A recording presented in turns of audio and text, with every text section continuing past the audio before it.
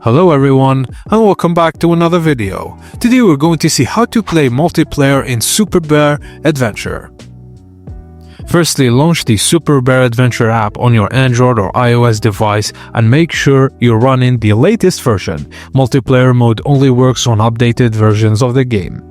From the main menu, tap Multiplayer and this will take you to the online play section. Now you'll see two main options: join room to play with friends who have already created a room, or create a room to host your own multiplayer session. If you're hosting, you'll get a room code that you can share with your friends. If you created a room, share your room code with your friends, and if you're joining, ask them to provide you with the code.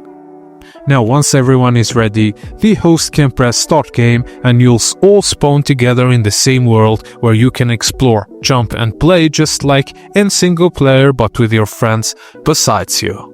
And that's it guys, as simple as that. Thank you for watching and please don't forget to like and subscribe for more.